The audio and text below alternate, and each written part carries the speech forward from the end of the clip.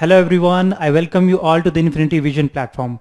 Right now I'll be doing one such questions which came you in your JEE Main examination. So पहले question देखते हैं कौन सा question आपके JEE Main examinations में आए थे. ये लास्ट 2 years के क्वेश्चंस हैं. So let us see this question. This question is the stream of river is flowing with a speed of 2 km per hour.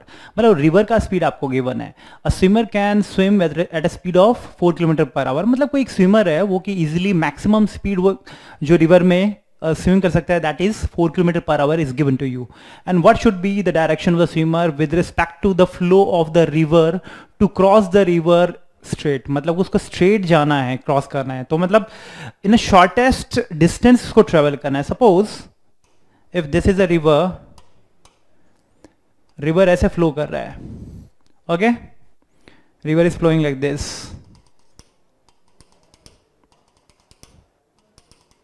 In this particular direction, let it be the velocity of a river which is nothing but 2 km per hour. यही है. And इसको shortest distance में travel करना है. तो what will happen? अगर ये person, if it is swimmer is over here, इसको shortest distance में travel कर रहे हैं तो which direction में जाना चाहेगा? ठीक है, अगर वो straight जाता है because river is also flowing in this particular direction, so वो कुछ it will end up over here. Okay, so straight ना जाके अगर वो स्ट्रेट जाता है और टुवर्ड्स राइट जाता है तो again it will and up somewhere over here because इसका ड्रैग जो रिवर का ड्रैग है इसको आगे फॉरवर्ड लेके जाएगा. सो उसको एक वन पर्टिकुलर डायरेक्शन में जाना पड़ेगा which is towards it's left. तो इधर जाएगा वो किसी पर्टिकुलर डायरेक्शन में. ठीक है, at certain angle with respect to the river. So let कि वो इस पर्टिकुलर एंगल पे जाता है so that he can reach the other end straightly. Okay, so and river is flowing like this. अगर vectorially if you apply this could be 2 km per hour and the speed with which it is flowing is nothing but 4 km per hour. है ना, इस type से जाएगा. So it will end up over here. तो इसका angle let it be theta from which it is moving. Okay, so using the triangle law, इस triangle law में आप आसानी से फाइंड आउट कर सकते हैं ये एंगल कितना होगा theta. So what is this angle? This angle is nothing but, ये पर देखें sine theta is nothing but sine theta कितना होगा इस एंगल में.